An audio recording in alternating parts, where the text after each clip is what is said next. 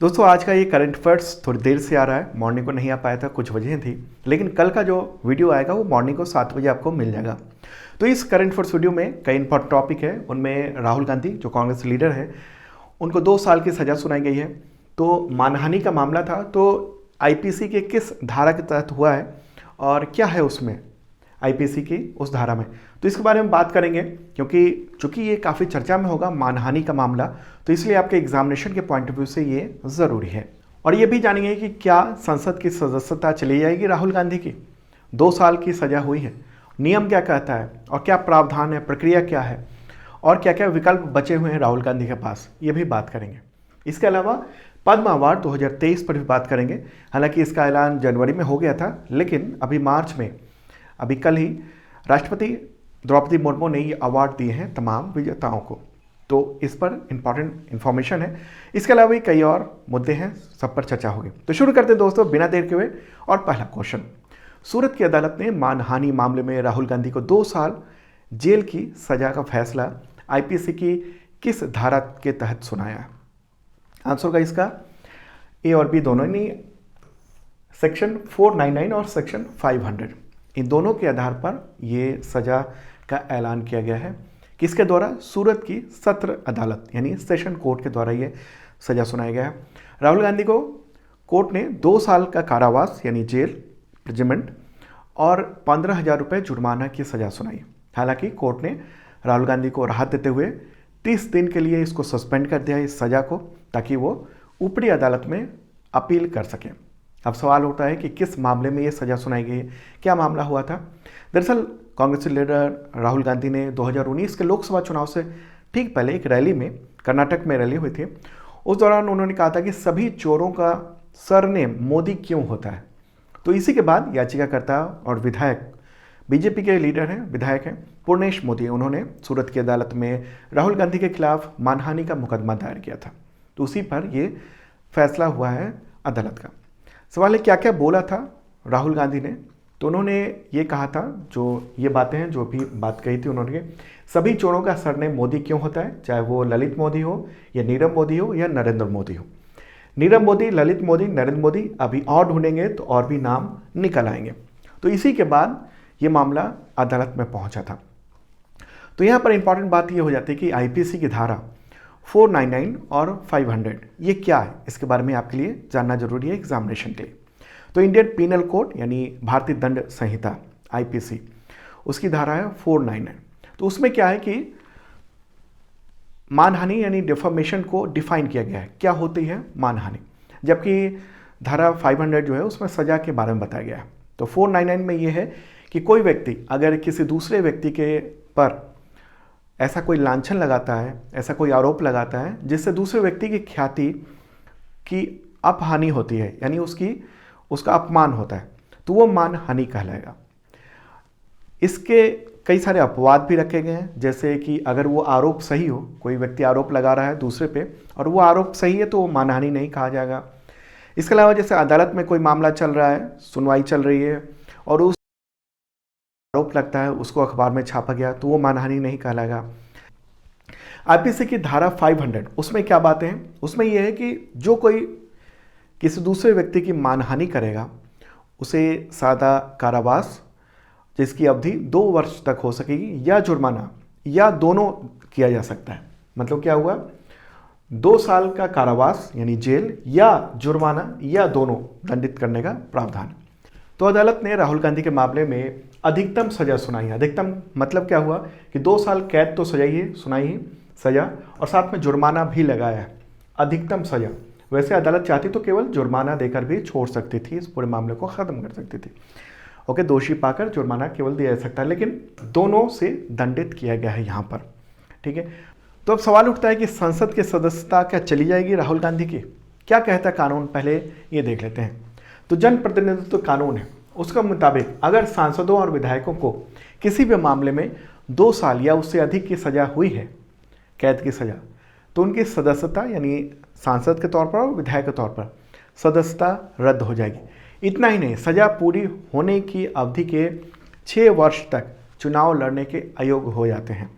तो इस नियम के मुताबिक 8 साल होते हैं। अब सवाल है कि राहुल गांधी के पास क्या विकल्प बचा हुआ है। अभी विकल्प बचे हुए हैं। सजा सुनाई गई है सूरत सेशन कोर्ट के द्वारा, सूरत की अदालत के द्वारा, तो उसमें यह भी है कि 30 दिन के लिए सजा को सस्पेंड कर दिया गया है ताकि राहुल गांधी हाई कोर्ट चले जाए, वहाँ पर उस सुनवाई के लिए अपील कर सकते हैं, चुनौती दे सकते हैं इस पूरे मामले को। और अगर सूरत सेशन कोर्ट के फैसले पर हाई कोर्ट स्टे कर देता है, यानी रोक लगा देता है, तो सदस्यता बची रहेगी। हाई कोर्ट अगर स्टे नहीं देता है तो फिर सुप्रीम कोर्ट का दरवाज़ा खटखटाने का विकल्प होगा, और वहाँ पर अगर स्टे मिल जाता है तो सदस्यता बची रहेगी, अगर वहाँ भी नहीं मिलता है तो फिर सदस्यता चली जाएगी। ओके, तो ये है कानून, ये है नियम। और कैसे सदस्यता जाती है, तो तमाम विकल्प जब खत्म हो जाते हैं तो मामला लोकसभा के अध्यक्ष के पास जाता है और वो फैसले को स्वीकार कर लेते हैं, तो सदस्यता खत्म हो जाती है। तो इस मामले में राहुल गांधी ने क्या कहा, उन्होंने कोर्ट में अपना पक्ष रखा। वकील का कहना है कि उनका कहना था कि बयान देते समय उनकी मंशा गलत नहीं थी, उन्होंने भ्रष्टाचार के खिलाफ आवाज़ उठाई थी। ओके, यहाँ एक बात बता देना चाहता हूँ मैं कि आप बिल्कुल ध्यान रखिएगा, धारा 500 और धारा 499 इससे रिलेटेड क्वेश्चन एग्जामिनेशन में पूछे जा सकते हैं। और डिफॉर्मेशन का जो कानून है भारत में, वो आपराधिक भी है, यानी क्रिमिनल भी है, और दूसरा सिविल भी है। तो यहाँ पर जो मुकदमा किया गया था वो आपराधिक मामला बनाया गया था। ज़्यादातर देशों में केवल अगर मानहानि होता है तो उस मामले में मुआवजे का प्रावधान होता है कि अदालत में जाइए, फिर मुआवजा का दावा कर सकते हैं कि हमें इतना मुआवजा दो, मेरी मानहानि हुई है। इंडिया और कुछ ही ऐसे देश हैं जहाँ पर ये जो मामला है वो, यानी मानहानि का मामला, वो आपराधिक मामला चलाया जा सकता है यहाँ के कानून के अनुसार। तो ये था इंपॉर्टेंट बात, मुझे लगता है पूरी बात आप समझ चुके होंगे। और अब बात करते हैं हम लोग पद्म अवार्ड से रिलेटेड। वैसे पद्म अवार्ड की घोषणा गणतंत्र दिवस से एक दिन पहले शाम को की गई थी केंद्र सरकार के द्वारा, लेकिन अब ये अवार्ड दिए गए हैं राष्ट्रपति द्रौपदी मुर्मू के द्वारा। कब? तो 22 मार्च को राष्ट्रपति भवन में आयोजित किया गया प्रोग्राम और उसी में अवार्ड दिए गए हैं। ठीक है, तो उससे रिलेटेड कई क्वेश्चन है, महत्वपूर्ण है आपके लिए। तो क्वेश्चन होता है, राष्ट्रपति द्रौपदी मुर्मू ने पद्म विभूषण पुरस्कार 2023 किन्हें दिए, कौन कौन हैं? तो पूरी लिस्ट आप देख रहे हैं, इसका आंसर 6 लोग हैं, इनको अवार्ड दिया गया है। अब एक एक करके सबको देख लेते हैं, उनके बारे में जानते हैं, इंपॉर्टेंट है। तो पहला नाम है बालकृष्ण विट्ठल दास दोषी। भारतीय आर्किटेक्ट थे, वो गुजरात से थे। उनका निधन हो गया 24 जनवरी 2023 को। तो उनकी जगह उनकी बेटी ने यह अवार्ड स्वीकार किया राष्ट्रपति द्रौपदी मुर्मू से। ठीक है, इनको पद्मश्री और पद्म भूषण अवार्ड पहले मिल चुका है, तो अब पद्म विभूषण अवार्ड दिया गया है। अगला नाम है SM कृष्णा। वो कर्नाटक के मुख्यमंत्री रह चुके हैं 1999 से लेकर 2004 के बीच में, 1999 से लेकर 2004 के बीच में। महाराष्ट्र के गवर्नर भी रह चुके हैं कुछ वक्त के लिए। 2009 में वो केंद्रीय कैबिनेट में शामिल हुए थे और मंत्री भी थे, वो केंद्रीय मंत्री। अगला नाम है जाकिर हुसैन। उस्ताद जाकिर हुसैन प्रसिद्ध तबला वादक हैं। ओके, उनको 1988 में पद्मश्री और 2002 में पद्म भूषण अवार्ड मिल चुका है। अगला नाम है दिलीप महलनाबिस। वो भारतीय बाल रोग विशेषज्ञ थे और 16 अक्टूबर 2022 को उनका निधन हो गया था। और उन्होंने ORS के बारे में बताया था कि ORS में जो इंग्रेडिएंट्स होते हैं वो कितना रखा जाए, तो उसका अनुपात कितना होना चाहिए जिससे बॉडी का डिहाइड्रेशन खत्म हो सकता है। और बांग्लादेश की आज़ादी के लड़ाई जब चल रही थी 1971 में, उस दौरान बहुत सारे लोग वो डिहाइड्रेट थे, तो उनको ORS देकर जान बचाने का काम इन्होंने किया था। अगला नाम है श्रीनिवास वर्धन। वो भारतीय अमेरिकी गणितज्ञ हैं और उन्होंने प्रोबेबिलिटी थ्योरी को उन्होंने उस मामले में कई सारी खोज की थी, उसके लिए उनको जाना जाता है और इस शताब्दी के एक प्रभावशाली गणितज्ञ के रूप में उनको माना जाता है।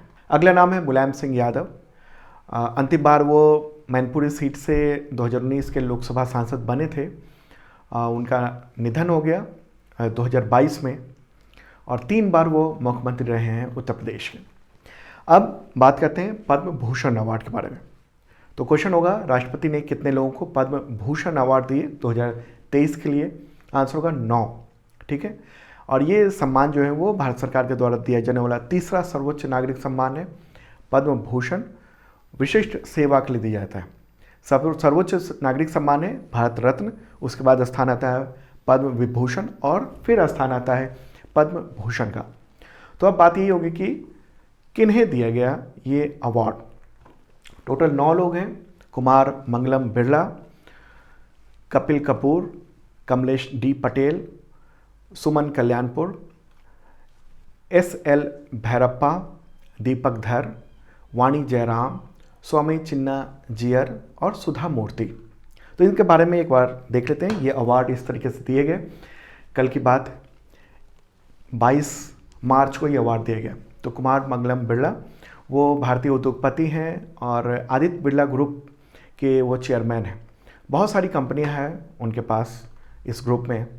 पद्म अवार्ड पाने वाले बिरला, उनके जो परिवार है उनमें वो चौथी हस्ती हैं। इससे पहले उनकी माँ राजश्री बिरला को पद्म भूषण मिल चुका है, उनके दादा बसंत कुमार बिरला को पद्म भूषण मिल चुका है और उनके परदादा घनश्याम दास बिरला को पद्म विभूषण अवार्ड मिल चुका है। अगला नाम है डॉक्टर कपिल कपूर। वो भाषा विज्ञानी और साहित्य के क्षेत्र से हैं, विद्वान हैं। 2012 में उन्होंने रूपा एंड कंपनी द्वारा प्रकाशित हिंदू धर्म के 11 वॉल्यूम इंसाइक्लोपीडिया, उसके वो प्रधान संपादक हैं। ठीक है, तो एक बुक आई थी 12 वॉल्यूम में उसके, और JNU के वाइस चांसलर वो रह चुके हैं। अगला नाम है कमलेश डी पटेल। उनको दाजी के नाम से भी जाना जाता है और स्पिरिचुअल लीडर हैं वो। ओके, उन्होंने एक NGO भी बनाया था, रामचंद्र मिशन, उसके वो अध्यक्ष रहे हैं। अगला नाम है सुमन कल्याणपुर और वो भारतीय प्लेबैक सिंगर हैं। हिंदी, मराठी, असमिया, गुजराती, कन्नड़, मैथिली, भोजपुरी, राजस्थानी और कई भाषाओं में उन्होंने गाने रिकॉर्ड किए हैं फिल्मों के लिए।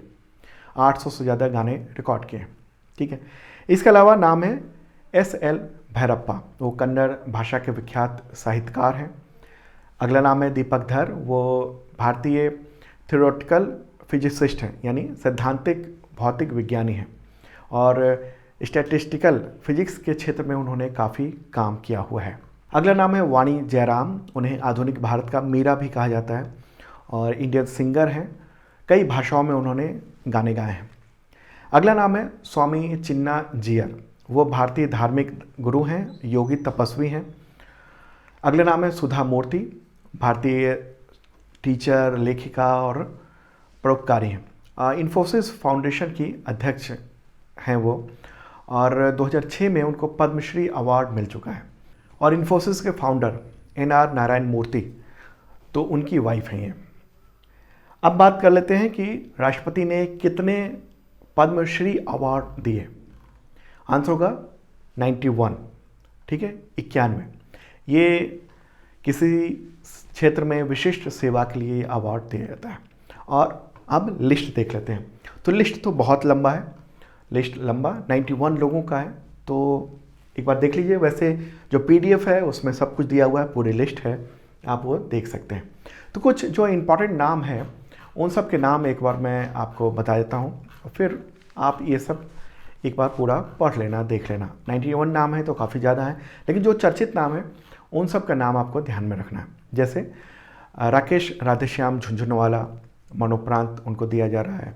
रवीना टंडन जो एक्ट्रेस हैं उनको अवार्ड दिया जा रहा है। सात्विक सान्याल, उनको अवार्ड दिया जा रहा है। आरजी खम्बाटा व्यापार उद्योग के क्षेत्र में उनको दिया जा रहा है। नरेंद्र चंद्र देव वर्मा पब्लिक अफेयर्स के क्षेत्र में पॉलिटिकल लीडर हैं, उनको अवार्ड दिया जा रहा है। तो इस तरह से कई सारे इंपॉर्टेंट नाम हैं। ठीक है, तो इन सब का पूरा लिस्ट PDF में है। PDF जो है हिंदी और इंग्लिश दोनों लैंग्वेज में है, तो डिस्क्रिप्शन चेक कर लेना, वहाँ आपको मिल जाएगा। वैसे अगर आप पुराने तमाम जो PDF है करंट अफेयर्स के वो लेना चाहते हैं और मॉक टेस्ट में हिस्सा लेना चाहते हैं तो वो अवेलेबल है। मेंबरशिप 1 ईयर का मेंबरशिप है। इसके जरिए आपको मिलता है PDF करंट अफेयर्स का वीकली, मंथली, क्वार्टरली, ईयरली। इसके साथ साथ मॉक टेस्ट है करंट अफेयर्स का। इसके अलावा टेस्ट सीरीज़ है तमाम तरह के एग्जामिनेशन के लिए, आपके लिए। ओके, और UPSC का जो EPFO का एग्जामिनेशन है उसका भी टेस्ट सीरीज़ अवेलेबल हो चुका है। तो जिन लोगों ने फॉर्म भरा है वो दे सकते हैं और बुक्स पे डिस्काउंट भी मिलता है। तो देखना जरूर इस वीडियो के डिस्क्रिप्शन में 50% डिस्काउंट चल रहा है कुछ ही अवधि के लिए, आपके लिए है। तो क्वेश्चन होगा अगला, विश्व जल दिवस कब मनाया जाता है? आंसर होगा इसका 22 मार्च को। ठीक है, हर साल 22 मार्च को मनाया जाता है और यूनाइटेड नेशंस ने इसको घोषित किया हुआ है। अगला क्वेश्चन, बिहार दिवस कब मनाया जाता है? आंसर होगा इसका 22 मार्च। ठीक है, आपको पता होगा कि 22 मार्च 1912 को बंगाल से अलग करके एक स्वतंत्र राज्य बनाया गया था। हालांकि उस वक्त इस बिहार में झारखंड और उड़ीसा ये सब शामिल था। बाद में फिर उड़ीसा अलग हुआ, फिर झारखंड अलग हुआ। तो ये जो दिवस है पहले नहीं मनाया जाता था। बिहार के जो अभी मुख्यमंत्री नीतीश कुमार, तो उन्हीं की पहल पर ये दिवस मनाने की शुरुआत 2010 में हुई थी। ठीक है, तो बिहार के मुख्यमंत्री नीतीश कुमार, राजधानी पटना है, गवर्नर कौन है वहाँ के? राजेंद्र विश्वनाथ अर्लेकर। अगला क्वेश्चन, विश्व मौसम विज्ञान दिवस कब मनाया जाता है? वर्ल्ड मीटरियोलॉजिकल डे आयोजित किया जाता है। ओके, अगला क्वेश्चन लेते हैं, हॉकी खिलाड़ी रानी रामपाल का नाम, मतलब उनके नाम पर किस स्टेडियम का नामकरण किया गया है? आंसर होगा इसका रायबरेली हॉकी स्टेडियम का। ठीक है, कहाँ? Raebareli hockey stadium. तो अब रनीज गर्ल्स हॉकी टर्फ के नाम से वो जाना जाएगा। ओके, वो भारतीय हॉकी टीम की कप्तान है रानी रामपाल। तो दोस्तों ये था इंपॉर्टेंट करंट अफेयर्स। कल मॉर्निंग को भी देखना मत भूलना, सुबह 7 बजे। अब डेली आ रहा है, आज किसी वजह से देर हो गई थी। तो जिन लोगों ने सब्सक्राइब नहीं किया ज़रूर कर लेना, बेल आइकन दबाएंगे तो नोटिफिकेशन आपको वक्त पे मिल सकेगा। वैसे टेलीग्राम भी है, टेलीग्राम पे भी हम लोगों का अकाउंट है, तो वहाँ भी अपडेट आता रहता है, तो वो भी आप उसको सब्सक्राइब कर सकते हैं, देख सकते हैं। ठीक है, अब मिलते हैं कल मॉर्निंग का।